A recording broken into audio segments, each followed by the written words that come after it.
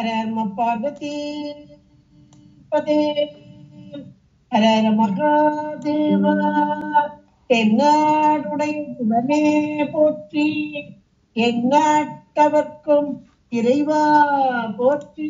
திருச்சிற்றம்பலம். ஒழியான திருமேனி உமைத்தான மிகமேவங்கள் ஞான வரும் யானை கடல் தாழும் மரபாமல் அழியாயும் அல்ல தோவும் அடியார்கள் உளமாறவழியாகும் வலிதாய வினை கூட நினையாவே. சிற்றம்பலம். தில்லை புத்தபெருமான் திருவடிகளை மேற்கொண்டு குருமகா சன்னிதானங்கள் பொற்பாதம் படித்து அடியவர்கள் மக்கள் பொற்பாதம் படிந்து இன்றைய அபிராமி அந்தாதி சிந்தனையிலே சென்ற வாரம் 21வது பாடலை நாம் சிந்தித்தோம்.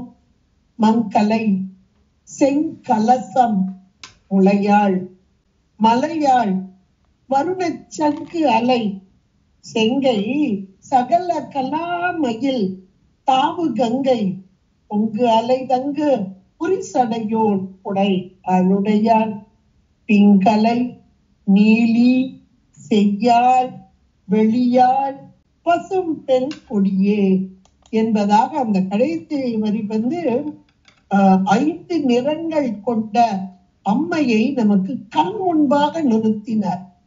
அபிராமிப்பட்ட அம்மையை அவ்வளவு அனுபவிக்கிறார். வெளியில் இல்ல, உள்ளுக்குள்ள அனுபவிக்கிறார். அந்த உள்ளையும் எப்படின்றத போன வாரமே அதுல பார்த்தோம். ஒவ்வொரு தானத்திலும் ஆதாரத்திலும் அம்மை ஒவ்வொரு நிறம் கொண்டவளாக, ஒவ்வொரு உருவம் கொண்டவளாக, ஒவ்வொரு பெயர் கொண்டவளாக, ஒவ்வொரு தொழில் செய்பவளாக அருமையாக காட்சி தருகிறாள் அம்மை.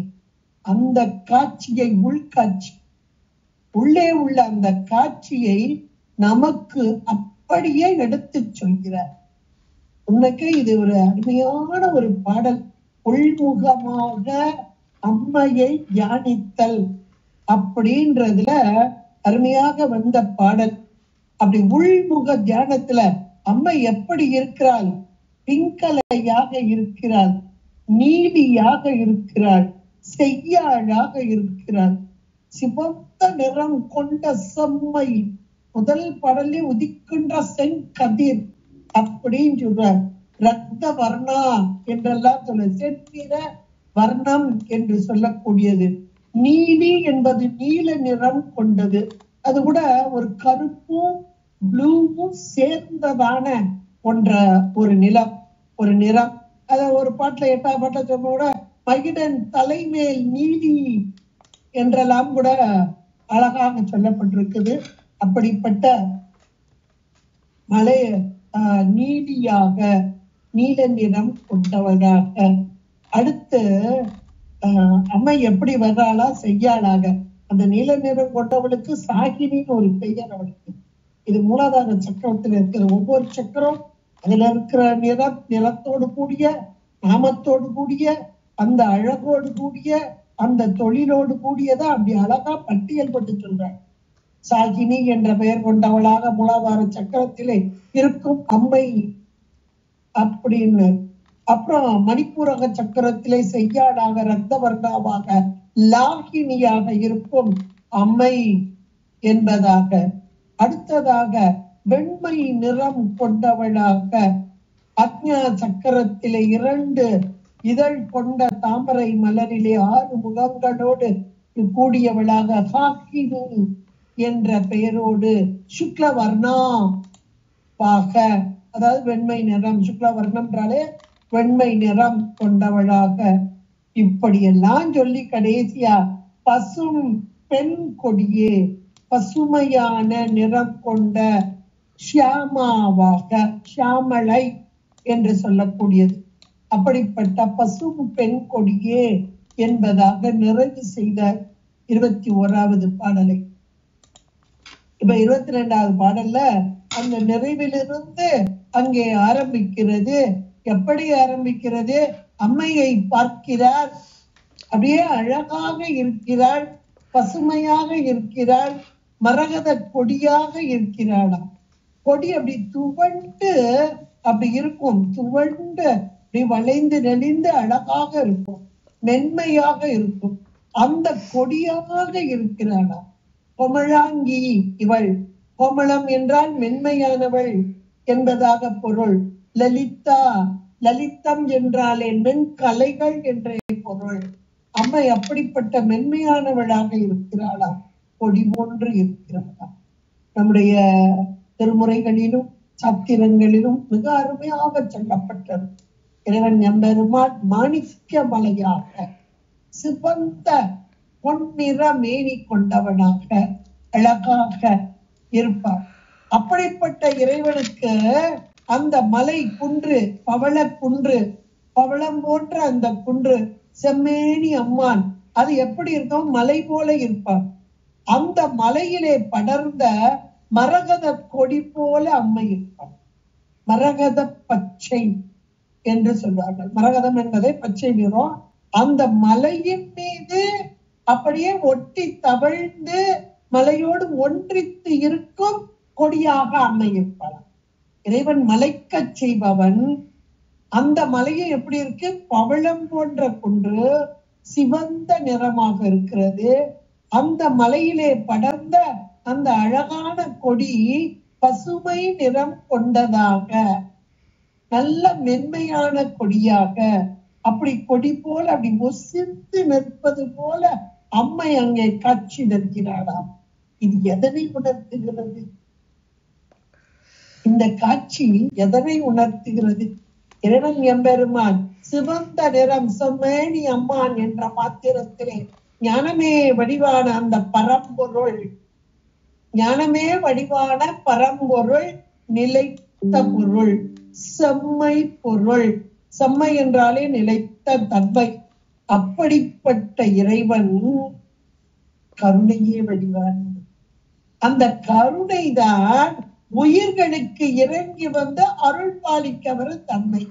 இறைவன் எம்பெருமான் அந்த மலையாக குன்றாக இறுகிய நிலையிலே நிலைத்த தன்மை கொண்ட ஞானமே வடிவான பரம்பொருள். ஆனால் அவனுடைய குணம் என்ன? கருணை. அருள் அது சக்தியாகும் அரண் தனக்கு.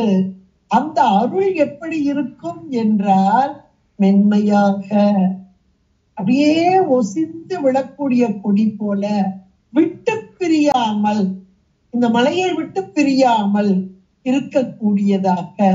அப்படி ஒரு அருமையான காட்சி. இது ஞானமே வடிவான பரம்பொருள் கருணையை இங்கே உருவம் கொண்டு வந்து உயிர்களுக்கு உதவும் வண்ணமாக வரும் நம்மை கொடியாக காட்சி தருகிறார், மென்மையாக காட்சி தருகிறார். அதான் கற்பனை கடந்த ஜோதி கருணையே உருவம். அந்த கருணைக்கு உருவம் கொடுத்தால் அதுதான் அம்மை. இன்றைக்கு நாம் அப்படிதான் உருவம் கொடுத்து இந்த சாக்த வழிபாடு, அம்மையை வழிபாடு செய்து கொண்டிருக்கிறோம். ஒரு காலத்துல அம்மைக்கு தனி சன்னிதானம் எல்லாம் கிடையாது. இறைவனுக்கு பக்கத்துல அங்க இருப்பார் அந்த போக வடிவம் என்று சொல்லக்கூடிய சதாசிவ மூர்த்தம். அதுக்கு பக்கத்துல அம்மை அங்கே சக்தியாக சின்னதா அழகா இருப்பா, மனோன்மணியாக. இன்னைக்கு கோயில்களை திருக்கோயில்களை பார்க்கலாம். இதை உணர்த்தும் வண்ணமாக இதை அப்படியே அழகா நமக்கு படம் போட்டு காமிக்கிற மாதிரி கொண்டு வர்றார். கொடியாக இருக்கும் அம்மை என்கிறார். அதாவது மென்மையாக, மென்மை. இந்த கொடின்னு சொன்னாலே மென்மைதான். அப்ப கருணை, உயிர்கள் மீது கொண்ட கருணையினால் கொடி போன்று அழகாக மென்மையாக இருக்கும் அம்மை. இதத்தான் அம்புஜவல்லி, செண்பகவல்லி. அந்த லகரம் பாத்தீங்கன்னா இந்த லகரம் போட மாட்டாங்க, இந்த நடுலா குண்டுலான்னு சொல்லுவோம் இல்லையா, அது மாதிரி இந்த குண்டுலா தான் அம்புஜவல்லி. அதை போட்டாதான் அந்த மென்மையான கொடி. செண்பகவல்லி இதெல்லாம் கொடிகளுடைய பெயராக, இதற்கெல்லாம் மேலான கொடியாக, இங்கே எல்லாவற்றிலும் மேம்பட்ட கொடியாக இருக்கும் இவள். அதனால இதுக்கு அடைமொழியே இல்லாம கொடியே என்று அழகாக சொன்னார். அந்த கொடியிலையும் இவள் எப்படி இருக்கிறாளா? அந்த கொடி அழகான கொடி, அது இள வஞ்சி கொம்பாக இருக்கிறார். இளமையான அந்த வஞ்சி கொடி, அந்த வஞ்சில இருக்கக்கூடிய, பொதுவாகவே வஞ்சி கொடி அப்படின்னாலே பெண்களுக்கு அது உண்மையாக சொல்லக்கூடியது, வஞ்சுள வள்ளி போல அப்படின்னு சொல்லக்கூடியது. அதை இங்க இந்த இள வஞ்சி கொம்பு என்கிறார். அதாவது ஒரு கொடி, அந்த கொடியோட அந்த கிளை, அதுக்கு கொம்பு அப்படின்னு சொல்லுவாங்க. ஒரு கொடி அதனுடைய கிளை பரப்பு இருக்கும் பார்த்தீங்களா, அதை நம்ம கொம்புன்னு சொல்லுவாங்க. இந்த இடத்துல இள வஞ்சி கொம்பாக கொடி போல அழகாக படர்ந்திருக்கும் அம்மை, அது எங்க படர்ந்திருக்கு அப்படின்னா அந்த மாணிக்க குன்றின் மீது அழகாக படர்ந்திருக்கும் அம்மை, அது இள வஞ்சி கொம்பாக இருக்கிறது. மணிவாசக பெருந்தகையார் இது அழகாக இந்த வஞ்சி கொம்பு அப்படின்ற வார்த்தையை சொன்னார். கொடும் கரிக்குன்று உரித்து அஞ்சுவித்தாய் வஞ்சி கொம்பினையே அப்படின்பார். அப்ப அம்மையை வஞ்சி கொம்பாக மணிவாசக பெருமையார் அழகாக சொல்றார். இது வஞ்சின்றது ஒரு மரத்துக்கு பெயராக அமைந்தது. அந்த மரத்துல அப்படி பூவோடு சேர்ந்த அந்த ஒரு கொம்பு, அழகான அந்த கொம்பு போன்ற அம்மை, பெண்ணையே வடிவான அம்மை, கருணையே வடிவான இறைவன். அந்த கருணைதான் இங்கே மென்மையான கொடியாக, பஞ்சி கொம்பாக இப்படியெல்லாம் வரக்கூடியதாக இருக்கிறது. இப்படிப்பட்ட அன்னை எதை செய்து கொண்டிருக்கிறார்? இன்றைக்கு உலகம் படைக்கப்பட்ட பொருள், உயிர்களுக்கு உடல் கொடுக்கப்பட்டிருக்கிறது. ஒவ்வொரு உயிர்களுக்கும் ஒவ்வொரு விதமாக அவரவர் வினைவழி அவரவர் வந்தது. நாம் செய்த வினைகளுக்கு ஏற்றாற் போல இங்கே நமக்கு உடம்பெல்லாம் கொடுக்கப்பட்டு எதுக்கு? ஒவ்வொரு பிறவிலையும் ஒவ்வொரு விதமான உடம்பு. அதான் புல்லாகி பூடாகி புழுவாகின்னு வரிசையா வருது. இப்ப புரட்டாசி மாசம் வரப்போது, கொலு வைக்க போறாங்க. கொலுவுடைய தாற்பயம் தெரியுமோ இல்லையோ கொலு வைப்பாங்க. பாக்குறவங்களுக்கும் தெரிஞ்சு பாக்குறவங்க இருக்காங்க, தெரியாம பாக்குறவங்க இருக்காங்க. இந்த நம்முடைய உடல் எத்தனை பிறவிகள் எடுத்து வந்து கொண்டு இருக்கிறோம். இப்ப 84 லட்சம் பிறவி, அது மனித பிறவியில கூட 10 லட்சம் இருக்குன்றாங்க. எல்லாரும் ஒரே மாதிரி இல்லை. இப்படி எல்லா பிறவிகளை எடுத்து எடுத்து எடுத்து வந்து எதற்காக? பக்குவ நிலையை அடையும். திருவினை ஒப்பு, மலபரி பாகம், இதையெல்லாம் இந்த ஆன்மாக்கள் அடைய வேண்டும். ஆன்மாவின் அறிவு, ஆன்மா அறிவு பொருள். இந்த ஆன்மா அறிவிலே இருக்கும் அந்த அறியாமை என்ற இருள் நீங்க வேண்டும். இதை நீக்குவதற்குத்தான் நம்ம இத்தனை பெரிய ப்ராசஸ் நடத்திட்டு இருக்க. ஐந்தொழில் நடத்துபவள் அம்மையே.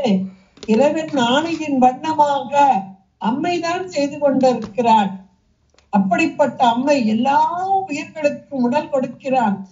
ஒரு பக்குவப்பட்ட காலத்திலே உடல் எடுத்த உயிர்கள் ஒவ்வொரு பிறவியிலும் வினைகளை அனுபவித்து அனுபவித்து மேலும் வினைகளை ஈட்டி ஈட்டி ஈட்டி இப்படியெல்லாம் வருங்காலத்திலே ஒரு காலகட்டத்திலே அந்த பக்குவ நிர்ணயத்தையும் அம்மையே கொடுக்கிறார். நாம எடுக்க முடியுமானா எடுக்க முடியும். பக்குவ நிலை என்பது இறைவனால் கொடுக்கப்படக்கூடியது. அதை அம்மை திருவருள், அதைத்தான் சொல்லுவாங்க, திருவருள் கொட்டியது, திருவருள் கொட்டியது. நாமா செய்யறதுக்கு அதிகாரம் கிடையாது. ஏன்னா கட்டப்பட்டு உட்கார்ந்துருக்கோம், மலத்தினால் கட்டப்பட்டு இருக்கோம். என் செயல் யாவது ஒன்று இல்லை, எல்லாம் சிவச்செயலே. அப்படி இருக்கும்போது எனக்கு என்னைக்கு பக்குவம் வரும்? இந்த பண்டார சத்திரத்துல ரொம்ப அழகா இருக்குது. அது எனக்கு என்னைக்கு பக்குவம் வரும்? பக்குவம் வரும் நாள் தான் எது எனக்கு தெரியுமா? அல்லது பக்குவம் வரும்போது எனக்கு தெரியுமா? நான் போய் பக்குவ நிலை எடுக்க முடியுமா? அதற்கான முயற்சியை நான் செய்ய முடியுமா? இப்படி எல்லா கேள்விக்கு பண்டார சாத்திரங்கள் அழகான விடை சொல்லக்கூடியதாக. இப்ப இந்த பாடல் அப்படிப்பட்ட பாடல் தான். இப்ப அம்மை எப்படி இருக்கிறாள்? மென்மையானவளாக, கருணையை வடிவானவளாக இருக்கும் அம்மை உயிர்கள் மீது கொண்ட கருணையினால் அந்தந்த உடல் கொடுத்து, ஒவ்வொரு உடல் கொடுக்கும் போது எப்படியாவது இந்த உடலை கொஞ்சம் தேடி வரட்டும், இந்த உடல் கொடுத்து தேடி வரட்டும், இப்படி எல்லாம் மனசுக்குள்ள ஏற்றி, இதுதான் இச்சை. அவளுடைய இச்சை, அம்மையுடைய இச்சை, இறைவனுடைய இச்சை. இந்த உடல்ல இன்னும் கொஞ்சம் தேறி வந்திருக்கும், இந்த உடல்ல கொஞ்சம் பக்குவப்பட்டு வந்துடும். இப்படி கொஞ்சம் கொஞ்சமா கொண்டு வந்து ஒரு கட்டத்துல நாமளா நினைச்சு அந்த பக்குவத்தை அடைய முடியாது. நாமளா நினைச்சு இருவனை வெப்போ மலபெரிபாகமா அடைய முடியாது. அந்த மலபெரிபாக அடைஞ்சால் நாமளா நினைச்சு இறைவனையே அடையும். இதுவும் அடைய முடியாது, அதுவும் அடைய முடியாது. அப்ப என்னங்க செய்ய முடியும்? நம்மை கருணையோடு நோக்குகிறார். இந்த உயிர்களை நோக்குகிறார். நோக்கி வம்பே பழுத்தபடியே, அதாவது ஒரு மரம் இருக்கு, மாமரமே வச்சுக்கோங்களேன், அது ஒரு காலத்துல பழுக்கும்.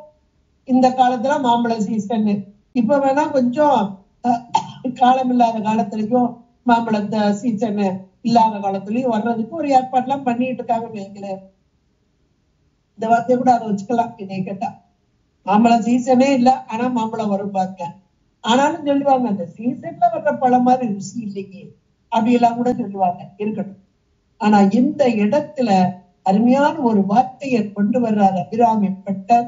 எனக்கு ஒண்ணுமே தெரியாதுமா, எது என்ன எதுவும் தெரியாது, என்னையும் தெரியாது, என்னை நடத்தும் இறைவனையும் தெரியாது, இன்றைக்கு நடக்கக்கூடிய காரியங்கள் உலக அனுபவங்கள் அதுவும் தெரியாது, ஏன் வந்தது எதுக்கு வந்தது எதுவும் தெரியாது, அடுத்து நான் என்ன செய்ய வேண்டும் அதுவும் தெரியாது. ஆனால் என்னை அழகாக நடத்தி கொண்டு வருகிறார். எதற்காக என்றால் இந்த ஆன்மா பக்குவ நிலையை அடைய வேண்டும், இறைவனோடு ஒன்றிக்க வேண்டும், அந்த இறை அருளை அடைய வேண்டும், அந்த பேரின்பத்தில் திளைக்க வேண்டும். இதுதான் இறைவனுடைய அம்மையுடைய இச்சை, கருணை. அம்மையுடைய அந்த கருணையினால் இந்த பக்குவம் வருது. அது எப்ப கிடைக்க போகுது? இந்த பிறவில இவ்வளவு வினை, அந்த பிறவில அந்த வினையை அனுபவிக்கும் போதே டன் கணக்குல மேல ஏறுது. அப்ப அடுத்த இன்னும் எத்தனை பிறவிக்கு வித்து போட்டுக்கிட்டே இருக்கும். ஒரு பிறவியில அந்த வினைக்கு ஏற்ற அனுபவம் அனுபவிக்கும் போது அடுத்து எத்தனையோ பிறவிகளுக்குரிய வித்து வந்து இருக்கு. இது நமக்கு தெரியல. தெரிந்து செய்தாலும் தெரியாமல் செய்தாலும் அந்த பலனை நாம் அனுபவித்துத்தான் ஆக வேண்டும். அப்படிப்பட்ட நிலையில என்னுடைய வினையை நான் எப்படி கழிப்பது, என்றைக்கு கழிப்பது என்ற ஒரு பெரிய கேள்வி எழுந்தால் அது என் செயல் அல்ல, இறை செயல். இதத்தான் மணிவாசகர் அழகா சொன்னார். யாவர்க்கும் மேலாம் அளவில்லா சீருடையான், யாவர்க்கும் கீழாம் அடியேனே. அவன் எவ்வளவு பெரிய பரம்பொருள். ஒண்ணுக்கும் பற்றாத கீழான அடியேனை யாவரும் பெற்று அறியா இன்பத்துள் வைத்தாய்க்கு என்ற பெருமான் மற்ற அறியே செய்யும். ஒண்ணுக்கும் பற்றாத எண்ணை கொண்டு வந்து மேலான அந்த போகம் சிவபோகத்தை இறைவன் அனுபவிக்க வைக்கிறார் என்றால் இது ஒரு படிமுறையில வருது. இந்த படிமுறையைத்தான் அம்மை செய்து கொண்டிருக்கிறார் உயிர்களாகிய நமக்கு. அப்படி செய்யும் போது ஒரு வினையை கழிக்கும் போது 1000 வினைகளை ஏற்றிக் கொண்டிருக்கும் உயிர்களாகிய நம்மை பக்குவப்படுத்த வருகிறாள். நாமா எதாவது செய்ய முடியுமா? செய்ய முடியாது. அதனால அவளே எல்லா செயலுக்கும் அவளே காரணம். இப்போ நமக்கு ஒரு பக்குவம் சீக்கிரமா கொடுக்கணும். பாவம் இத்தனை பிறவி வந்துட்டு இந்த பிறவியில எப்படியாவது கொடுக்கணும் அப்படின்னு அந்த பேராவல் அவளுக்கு. அதனால் வம்பா பழுக்க வைக்கிறான். மரத்துல பழத்தை பறிக்கணும் அப்படின்னா அடுத்து மழை வரும் போல தெரியுது, இருக்கிற பழத்தை காய்களை எல்லாம் எடுத்து போட்டு எதையாவது போட்டு பழுக்க வச்சிருவோம் அப்படின்னு தானே இன்னைக்கு கொண்டு வர்றாங்க. கொண்டு வந்து அந்த பழத்தை பழுக்க வைக்கிறாங்க, பழுக்க வச்சிடுறாங்க. அம்மை எப்படி செய்யறாள்? அவங்க இந்த மரத்துல கடந்து இது என்னைக்கு அடுத்தடுத்து வருது. அதனால இதையெல்லாம் பழுக்க வைக்கணும். அதாவது காயா இருக்கு, இந்த காய்களை எல்லாம் பழுக்க வைக்கணும். அந்த பழம் பழுக்க வைப்பதற்கு உரிய வெப்பம், உரிய காலநிலை, சூழ்நிலை எல்லாவற்றையும் கூட்டி வச்சு இது உடனே படுக்கிற பழம் இல்ல. அதனால இந்த பழத்துக்கு இந்த கால சூழ்நிலையெல்லாம் மாற்றி கூட்டி வைத்து வம்பாக பழுக்க வைப்போம் என்று அம்மை இல்லைன்னா நான் ஒரு நாள் பழுக்க மாட்டேன், எனக்கு ஒரு நாள் அந்த இது கிடைக்காது, இறைவன் அந்த பேரின்பம் கிடைக்காது, இந்த பிறவியில எனக்கு எப்படி கிடைக்கும், இவ்வளவு வினைகளை செஞ்சு எனக்கு எப்படி கிடைக்கும்? அபிராமிப்பட்ட சொல்றார் எவ்வளவு ஒரு பக்குவம் வாய்ந்த ஒரு ஆத்மா. அவர் சொல்கிறார், எனக்கு வம்பே பழுத்தபடியே. ரொம்ப அருமையான ஒன்று. இந்த கொம்பு கொம்பாக வந்தது, கொம்பு பூவாக வந்தது, காயாக வந்தது, கனியாக வர வேண்டும். அந்த கொம்பு இதோ பழுத்து விட்டது.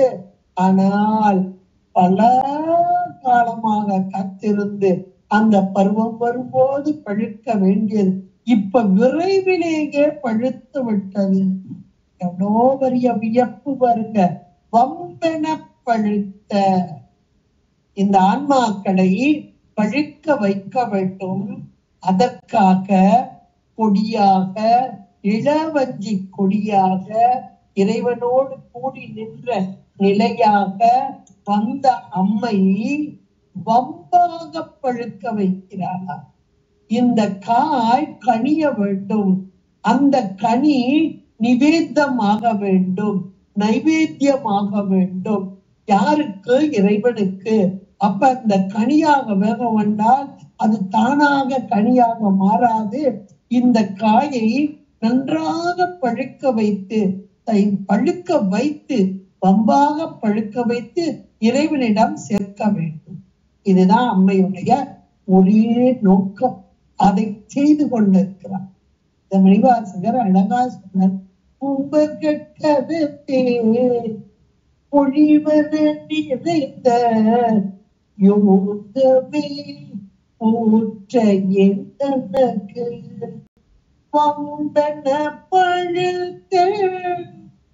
வம்பன பழுத்து என் குடிமுழுதாண்டு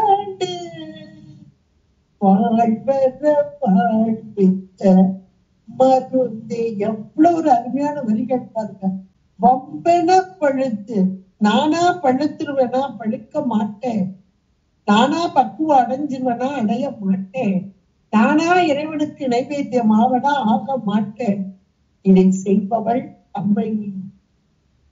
அருமையான ஒரு வார்த்தை. இந்த வார்த்தை கொடி போன்று இளமையாக இளவஞ்சி கொம்பாக இருக்கும் அம்மை உயிர்களாகிய நம்மை பக்குவப்படுத்தி இறைவனோடு சேர்க்க வேண்டும் என்று பேராவல் கொண்ட அம்மை இங்கே வம்பன பழுத்த படியாக இருக்கும் அம்மை என்றெல்லாம் சொல்லி, கொடி கொம்பு பழுத்தபடி என்றெல்லாம் சொல்லி, மலராக மனமாக இவையெல்லாம் சொன்னவருக்கு இப்போ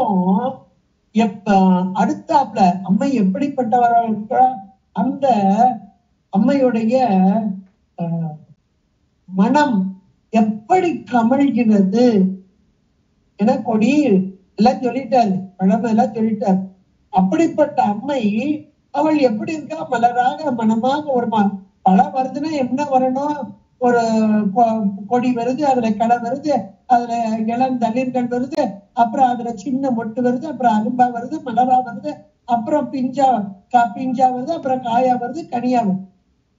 இப்ப மலரா வருது பாருங்க. அப்ப அந்த மலரை சொல்லணுமே. அந்த மலரில் உள்ள மனம் எப்படிப்பட்ட மலர்னாலே மனம். அப்ப அந்த மலரின் மனமாக அம்மை எப்படி இருக்கிறார் அதை சொல்ல வேண்டுமே. ஒவ்வொரு நிலையும் நினைச்சு பார்க்கிறார். நினைச்சு பார்த்து அம்மை அப்படின்னு பார்த்தாலே வெளியே பார்க்கல, உள்ளுக்குள்ள பார்க்கிறார். எனக்கு உள்ளீடாக இருந்து என்னை பக்குவப்படுத்தும் அம்மை என்பதாகத்தான் உள்காட்சி தான். இவங்க பார்க்கறதுன்னா மேலான அருளார்கள் உள்காட்சியைத்தான் பார்ப்பார்கள். அதைத்தான் இங்கே நமக்கு எடுத்து சொல்கிறார். வம்பே பழுத்தபடியே என்ற மாத்திரத்தில் அடுத்து சொல்றார், மறையின் பரிமளம் நல்ல வாசம். அந்த மலர் எப்படி இருக்கிறது? நல்ல ஒரு மனம் மிகுந்ததாக இருக்கிறது. அந்த மனமும் என்ன மனம் அப்படின்னு சொல்லி கேட்கணும். மல்லிகை பூவா, பிச்சி பூவா, இந்த பூவா, அந்த பூவா அப்படின்லாம் கேட்கணும் இல்லையா? அம்மை எப்படிப்பட்டவள்? வேதமே வடிவானவள், வேத நாயகி, வேத வேத்யாயை, வேதத்தினால் புகழப்படுபவள், வேதத்தை தந்தவள், வேதத்தின் உட்பொருளாக இருப்பவள். வேதம் சொல், ஸ்ருதி, அந்த சொல்லே இவளாக இருப்பவள். அந்த சொல், ஒரு சொல் வருகிறது என்றாலே அங்க மாயாகாரிய, சுத்த மாயாகாரியம், அது அம்மையினால் அங்கே இயக்கப்படுகிறது. இவ்வளவு நம்ம பார்த்திருக்கோம். இந்த வேதங்கள் எல்லாம் சுருதி வடிவு, இந்த வேதங்கள் எல்லாம் புகழ்ந்து பாடிக்கொண்டிருக்கிறது. யாரை? இறைவனை, இறைவியை பாடிக்கொண்டிருக்கிறது.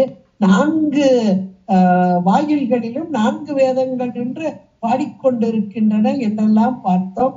அப்படிப்பட்ட வேதம், அந்த வேதத்தின் உட்பொருளாக இருக்கும் அம்மை, வேத ஜனன்யை, வேத வேத்யாயை என்றெல்லாம் நமக்கு அழகாக எடுத்து சொல்லப்படுகிறது. அப்படிப்பட்ட அம்மை வேதம் என்ற மலர், அந்த மலரிலிருந்து வெளிவரக்கூடிய மனம், கந்தம், பரிமளம், அந்த பரிமளமாக இருக்கும் அம்மை. வேதம் சொல் வடிவு, அது பொருளோடு கூடியது. அந்த பொருளுக்கு மனம் உண்டு. இன்னைக்கு தமிழுக்கு மனம் உண்டோ என்று சொல்வார்கள். உண்டு, தமிழுக்கு மனம் உண்டு. அந்த தமிழ் மனம் கமழ்கிறது, அகழ்ந்து பாருங்கள் என்று ஞானசம்பந்த பெருமானுடைய வரலாற்றிலே சொல்லப்படக்கூடியதாகவும் இன்றைக்கு இருக்கிறது. திருமந்திரம் அப்படி திருமூல தேவநாயனார் பாடப்பட்டு திருவாவடுதுறையிலே பிரகாரத்திலே மூடி வைக்கப்பட்டது. என சமணர்களுக்கு பயந்து. அதன் பின்பாக ஞானசம்பந்த பெருமான் காலத்தில் இது எடுக்கப்பட்டது என்று கூட கூறுவார்கள். தமிழுக்கு மனம் உண்டோ என்றால் உண்டு. தமிழ் மனம் கமலும். அப்படிப்பட்ட தமிழுக்கு மனம் உண்டு. இதை போல வேதம், அது சொல் வடிவு, அது மலர் போன்றது. அந்த வேதத்திற்கு மனம் உண்டா? உண்டு. அந்த மலரின் மனமாக, பரிமளமாக, அதைத்தான் அடுத்த வார்த்தையில சொல்றார். மறையின் பரிமளமே. அம்மைய ஒன்னா சொல்லி பார்க்கிறாரு. இவருக்கு எப்படி சொன்னாலும் நிறைவு வரமாட்டேங்குது. மறையின் பரிமளமே என்றெல்லாம் சொல்கிறார். சொல்லிட்டு அடுத்தாப்புல இப்படிப்பட்ட மேலான அம்மை, அம்மையுடைய எல்லாத்தையும் உடனே சொல்லி இவ்வளவு உயர்ந்த நிலையில் உள்ள அம்மை இறங்கி வருகிறார். யாருக்கு இறங்கி? யார் இவளை வணங்கி வழிபாடு செய்து இவள் மீது அன்பு கொண்டார்களோ அவர்களுக்கு அவர்களுடைய வேண்டுதல் படி இறங்கி வருகிறார். எல்லா உயிர்களுக்கும் தாயாக இருந்து எல்லா உயிர்களுக்கும் உடல் கொடுக்கும் தாய் இவள்தான். அம்மையாக இருப்பவள். அது பிரம்மா முதல் இந்த கீடம் என்ற ஒரு புழு முதலாக இந்த பிரம்மா வரைக்கும் அத்தனை பேருக்கும் உடல் கொடுப்பவள் இவளே. தாயாக இருக்கும் அம்மை. அதான் ஆப்ரக்ம கீட ஜனன்யை என்பது சகஸ்ரநாமம். அப்படிப்பட்ட அம்மை, அப்படிப்பட்ட தாயாகிய அம்மை மகவாக வருகிறது. எல்லா உயிர்களுக்கும் தாயாக இருக்கும் அம்மை, அந்த உடல் கொடுக்கும் அம்மை, படைப்பவள் தானே. முதல்ல சகஸ்ரநாமத்துல முதல்ல வர்றதே ஸ்ரீ மாத்திரை தானே. அப்படிப்பட்ட அம்மை மகவாக இறங்கி வருகிறார். எதற்காக? அன்பு. அன்புக்கு கட்டுப்பட்டவள் அம்மை, பக்திக்கு ஆட்படுபவள் அம்மை. அப்படித்தான் இந்த பனிமால் இமய கொடியாக. பனிமால் என்றால் அங்க இமயமலையிலே இருக்கக்கூடிய பர்வதராஜன் என்ற மன்னன் அம்மையின் மீது கொண்ட அளவு கடந்த அன்பு, அதனால் கடுமையான தவம் பண்ணுகிறார். அந்த தவத்திற்கு இறங்கி அம்மை வருகிறார். அம்மை இறங்கி வர்றான்னா காரணம் இல்லாம கிடையாது. காரணம் இல்லாம காரியம் கிடையாது. ஒவ்வொரு இடத்துலயும் இறங்கி வருவான். வந்து ஒவ்வொரு இடத்துலயும் புதல்வியாக வருதல் அப்படின்னு நம்ம ஒவ்வொரு புராணங்கள்ல நம்ம பார்க்கிறோம். அது ஒவ்வொரு காரணத்திற்காக இவள் இறங்கி வருதல். அது ஒரு கற்பத்துல எல்லாம் வரமாட்டா.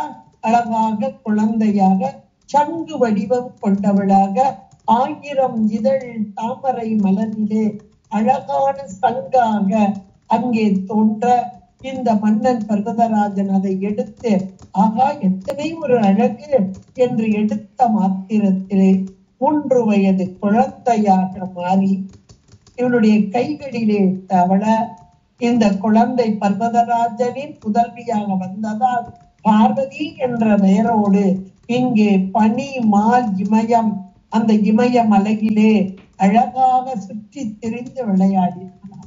இந்த மலையிலே வளர்ந்தாளாம். இங்கே பர்வதராஜனின் புதல்வியாக இங்கே வளர்ந்தாளாம். அதைத்தான் இங்கே எடுத்தாப்புல பனிமால் இமய பிடியே.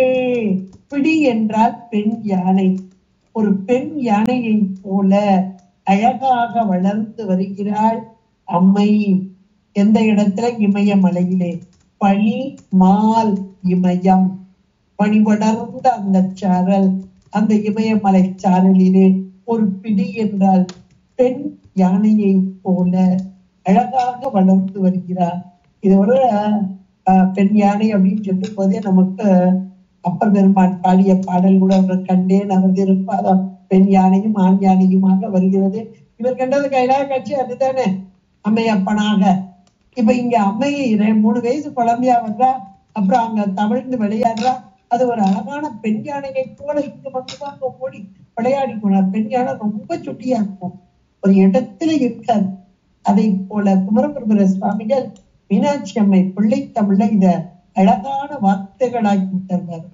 வளர்சிமைய இமய பொறுப்பில் விளையாடும் இளமென் பிடியே என்று அழகாக சொல்வார்.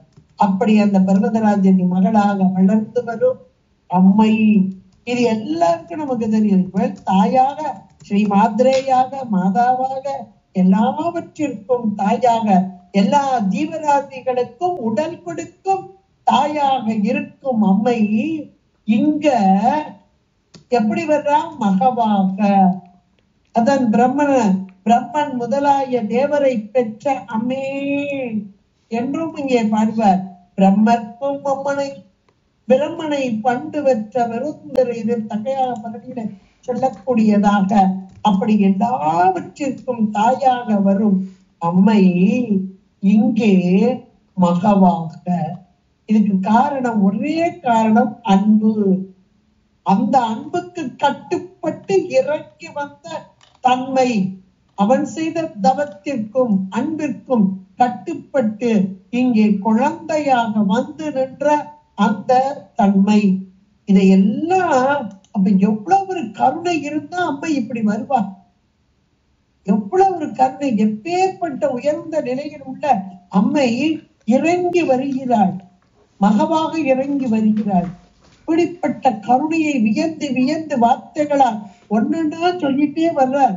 அந்த வந்த போது பொடியாக இளவச்சி கொம்பாக எனக்கு வம்பே வெளுத்த படியாக மறையின் பரிமளமாக பனி மா இமய பிடியாக பிரம்மன் முதலாய தேவரை பெற்ற அம்மே என்றெல்லாம் ஒவ்வொன்றாக சொல்லிக்கிட்டே வர்றார். இப்படிப்பட்ட அம்மை, மேலான நிலையில் உள்ள இப்படி அம்மையுடைய பெருமைகளை எல்லாம் பட்டியல் போட்டு ஒன்னொன்னா சொல்லிக்கொண்டு வரும் இந்த ஆசிரியர் கடைசியா ஒரு விண்ணப்பத்தை வைக்கிறார். இந்த அம்மையிடம் ஒரு விண்ணப்பத்தை வைக்கிறார். என்ன விண்ணப்பம் வைக்கிறார் பாருங்க. அடியேன் இறந்து இங்கு இனி பிறவாமல் வந்து ஆண்டு கொண்டு. அருமையான ஒரு விண்ணப்பம். இன்னைக்கு நாமளும் அப்படி சில நேரம் சொல்லுவோம், அப்பா பொறுப்பா பிறவி இனி ஒரு பிறவி வேண்டாம் அப்படின்னு சொல்லுவோம். ஆனா நமக்கு தகுதி என்பதெல்லாம் கிடையாது. பிறவி வேண்டாம்னு சொல்றதுக்கு நமக்கு தகுதியே இல்லை. ஆனாலும் இறைவனிடம் வேண்டிக் கொள்வோம். இந்த வேண்டுதல் இறைவன் செவிசாய்த்து நமக்கு தகுதியை உண்டாக்கி ஞானத்தை கொடுத்து அல்லாது மோட்சத்தை கொடாது. ஞானம் பெற வேண்டும். அப்ப அந்த ஞானம் பெறுவதற்கு உரிய வழிமுறைகள் என்ன? இதை அழகாக நமக்கு நடத்தி கொடுக்கிறாள் அம்மை. இன்னைக்கு நடக்கக்கூடிய காரியங்கள் எதையும் நாம் உணராமல் இருக்கிறோம். இந்த உணராத காரணம் நம்ம அறியாமை, நம்மகிட்ட இருக்கிற அறியாமை, மலக்கலப்பு இதெல்லாம். ஆனா நம்மை கருணை கொண்டு கேட்டாலும் கேட்கலைனாலும் அவன் செய்யறான். கேட்காதவங்களுக்கு கொடுக்கலையா முக்திய? கொடுக்கிறார். கேட்காதவர்களுக்கும் கொடுத்து கொண்டு இருக்கிறார். இவன் 63 நாயன்மார்கள்லாம் பாத்தீங்கன்னா வேண்டாம்பாங்க. இந்த முக்தியா அதெல்லாம் எங்களுக்கு வேண்டாம். கடும் ஆக்கமும் கெட்ட துர்வின் கூடும் அன்பினில் கும்பிடுதலே அன்றி விடும் வேண்டாம். வீடும் வேண்டாம். விடு வேறா முக்தி அதெல்லாம் எங்களுக்கு வேண்டாம். என்ன வேணும்? உன்கிட்ட அன்பு செய்யணும். அந்த அன்பு கூடும் அன்பினில் கும்பிடுதலே. எவ்வளவு ஒரு அருமை. அப்ப அந்த மேலான நிலை அவர்களுடைய நிலை. அப்ப அவர்கள் முக்தி பேர் அடையவில்லையா? அடைந்தார். சதா காலமும் அன்பு செய்து கேட்கல. அந்த பிறவாமை என்பது கூட அவங்க கேட்கல. அம்மை காரைக்கால் அம்மையார் சொல்லும் போது அழகா சொல்லுவாங்க, பிறவாத இன்ப அன்பு வேண்டி பின் வேண்டுகிறார். பிறவாமை வேண்டும்ன்ற வார்த்தையை அவங்க கேட்க மாட்டாங்க. ஆனாலும் பிறவாமை வேண்டும் என்று கேட்டு விட்டோமே என்று நினைந்த அடுத்த வார்த்தையை வேண்டும் பிறப்பு உண்டே உண்டை என்றும் மனவாழ்மை. எவ்வளவு அருமையா பாருங்க. அப்ப இந்த இடத்துல இவர் அபிராமிப்பட்டர் அழகா சொல்ற, அடியே இறந்து இறப்பு உண்டேல் பிறப்பு உண்டு. அப்ப இறந்து இங்கு இனி பிறவாமல். அப்ப இறந்த என்றாலே பிறப்பு உண்டு. அதனால இறந்து இங்கு இனி பிறவாமல். அப்ப இங்க நான் வீட்டு இறந்தா பிறப்பு உண்டு. அப்ப இறந்து பிறந்து இறந்து பிறந்து வருவதே இங்கே தொழிலாக, இறப்பதற்கே தொழிலாக. அப்படின்னா அது ஏன் தொழிலா கொண்டு இருக்கிறோமேனா நம்முடைய வினைகள், அந்த வினைகளை தானே மீண்டும் மீண்டும் வெட்டிக்கிட்டே இருப்போம். யான் எனது எல்லாம் நமக்கு தெரிஞ்சு சேரமோ தெரியாம சேரமோ மீண்டும் மீண்டும் வினைகள் வந்துகிட்டே இருக்கு, சேர்ந்துகிட்டே இருக்கு. அப்ப இந்த இடத்துல அவர் சொல்றார் இறந்து. அப்ப இறப்பு என்பது வரக்கூடாது. இறப்பு உண்டே பிறப்பு. இந்த மீண்டும் இறப்பு பிறவாமை என்பது எனக்கு வர வேண்டும் என்பதை சொல்வதற்கு இறந்து இங்கு இனி பிறவாமல், மீண்டும் ஒரு பிறவி என்பது வேண்டாம் என்பதை ஆட்டு கொண்டு. அப்ப நாம் பிறவாம இருக்கணும், இரவாம இருக்கணும், இரவாம இருக்கணும், அதனால பிறவாம இருக்கணும். அப்படி இந்த ஒரு நிலை எனக்கு வர வேண்டும் என்றால் நான் என்ன ஒரு தகுதி எனக்கு வரணும் தெரியுமா? நீ ஆண்டு கொள்ள வேண்டும். அருமையான வார்த்தை கடைசியா, ஆண்டு கொள்ளே. நீ என்றைக்கு என்னை ஆட்கொள்கிறாயோ அன்றைக்கு எனக்கு இனிமேல் பிறவி கிடையாது, இறப்பு கிடையாது, மரணமில்லாத பெருவாழ்வு. ஆண்டு கொள்ளுதல் என்றால் என்ன? எல்லா உயிர்களிலும் இறைவன் கலந்து இருக்கிறான். இறைவன் வேறு இறைவி வேறு அல்ல, எல்லா உயிர்களிலும் கலந்து இருக்கிறான். அப்ப கலந்துதானே இருக்கிறான். அப்புறம் ஏன் ஆண்டு கொள்ள திரும்ப ஒரு வார்த்தை என்றால், எல்லா உயிர்களிலும் கலந்து இருக்கும் இறைவன் இந்த உயிர்களை அறிவிலே இருந்து உயிர்களுக்குரிய இன்ப துன்பங்களை போகங்களை அனுபவிக்க செய்யும் அம்மை. இன்னைக்கு அதைத்தான் செஞ்சுட்டு இருக்கா. அப்ப செய்து கொண்டிருக்கும் போது உலக போகத்திலே ஆழ்த்தி வினைக்கு ஈடாக, நம்முடைய வினைகளுக்கு ஈடாக உலக போகத்தை காண்பித்து இங்கே வினைகளுக்கு ஈடாக செலுத்தி கொண்டிருக்கும் அம்மை. அப்படி செலுத்தி கொண்டிருக்கும் அம்மைதான் திருத்தாயியாக வழி நடத்துதல். அப்படி வழி நடத்தும் அம்மை ஒரு பக்குவ நிலையை, அது கூட பக்குவ நானா நினைச்சு வராது, நான் போய் பக்குவத்தை தேட முடியாத, எனக்கு உள்ளிருந்து கருணையினால் ஆண்டு கொண்ட அம்மை.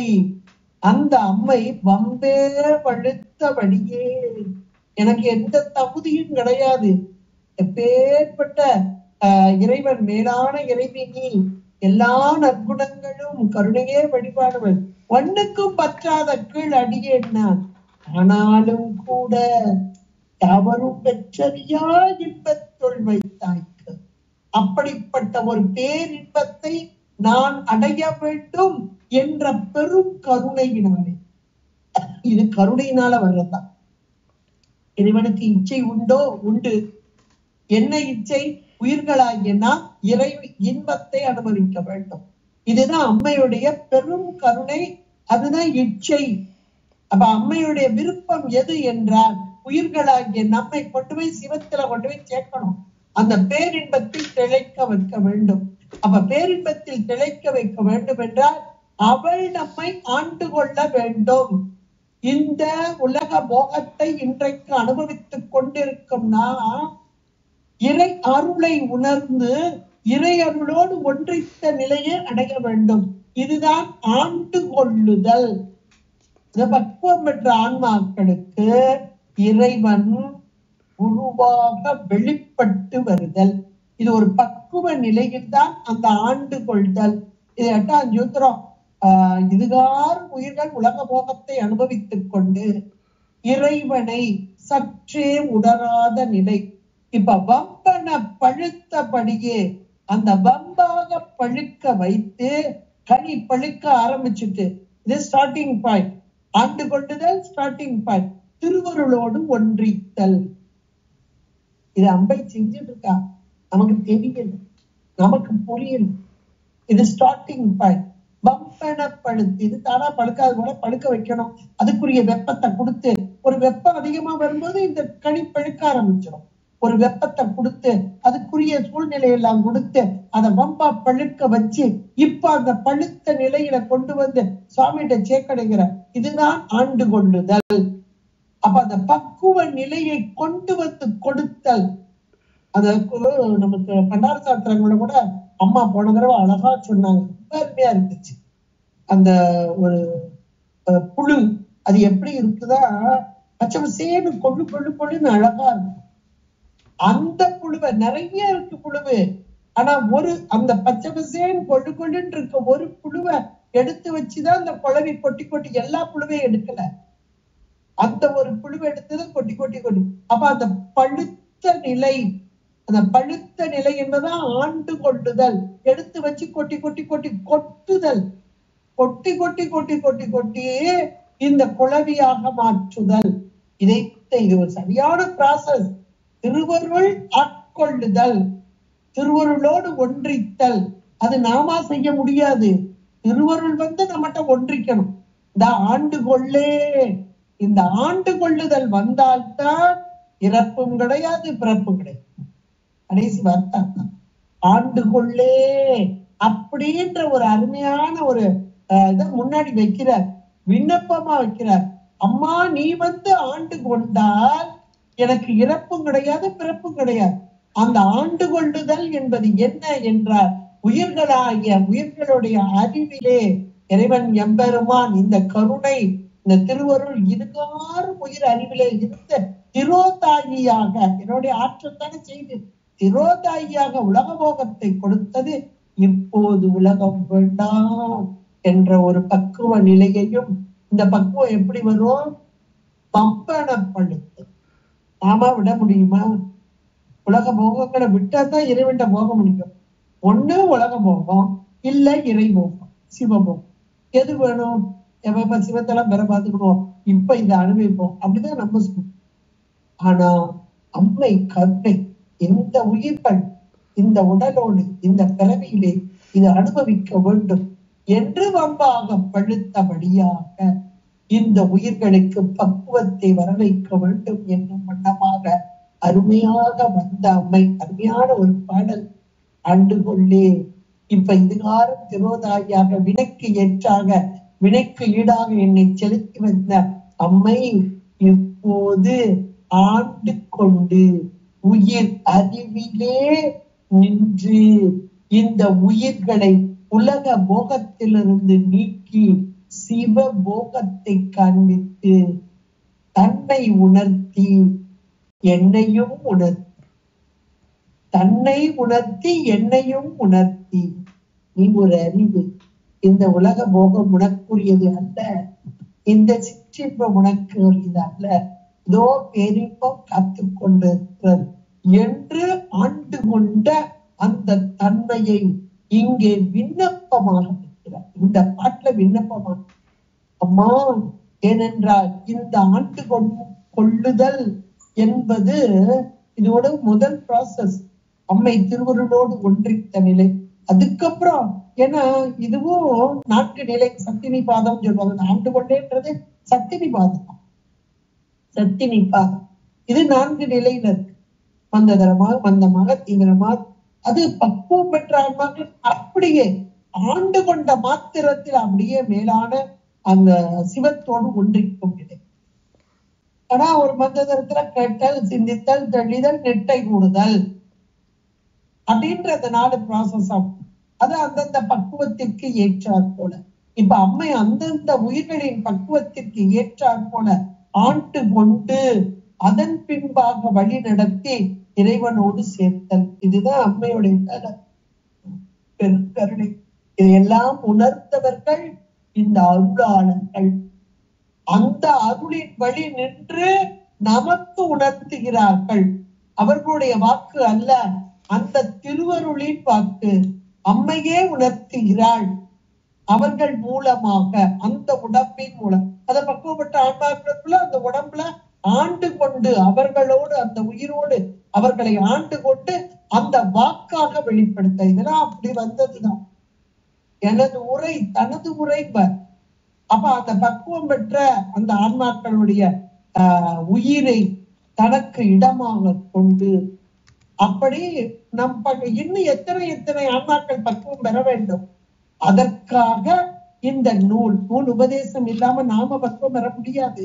சகலமற்ற ஆன்மாக்களுக்கு நூல் உபதேசம் இல்லைன்னா முடியாது. அதற்காக ஆச்சாரியர்களாக வந்து இப்ப இந்த ஆச்சாரிய குலத்திலே கொண்டு வந்து சொல்லப்பட்ட அற்புதமான ஒரு வார்த்தை தான் ஆண்டு கொண்டே. இது ஒரு விண்ணப்பமாக அவரை ஆட்கொண்டால், அதனால இந்த வார்த்தைகள்லாம் வெளியே வருது. ஆனாலும் நம் போன்ற இந்த சகலவர்க்க ஆன்மாக்களுக்காக சொல்லப்பட்ட ஒரு அருமையான ஒன்று, கொடியாக அப்படியே ஒரு கருணையின் வடிவாக. கருணை என்பது எப்படி இருக்கும்? இளக்கியதாக, அது இளவஞ்சி கொம்பாக, எனக்கு வம்பே படித்த படியாக. நானாக நான் எதுவும் பக்குவம் அடைய முடியாது, ஆனா இந்த பிறவியில இதுக்கு கொடுத்துடணும் அப்படின்னா வேகமா ஆர்வமா ஓடி வர்றாங்க. எனக்கு வம்பே வழுத்தபடியாய் மறையின் பரிமளமாக நீ எப்பேற்பட்ட உயர்ந்த நிலை, வேதங்களின் மனமாக இருப்பவள். அது மட்டுமா, அந்த பனி மால் இமய பிடியாக இருப்பவள், மேலான நிலையில் இருப்பவள், பிரம்மன் முதலாகிய தேவரை பெற்ற அம்மே எல்லாவற்றிற்கும் தாயாக இருப்பவள். அடியே இறந்து இங்கு இனி பிறவாமல் வந்து அண்டு கொள்ளே என்ற உண்மையான வார்த்தையோடு இந்த 22வது பாடலை நிறைவு செய்கிறார் அபிராமி பட்டர். பிறவாத வரம் என்பது மேலான ஒன்று, அதனையே இங்கே விண்ணப்பமாகவும் வைக்கிறார் என்று சொல்லி இன்றைய சிந்தனையை நாம நிறைவு செய்வோம். திருச்சிற்றம்பலம். ஹர மகாதேவா. என்னுடைய சிவனே போற்றி, என்னவர்க்கும் இறைவா போற்றி. திருச்சிற்றம்பலம்.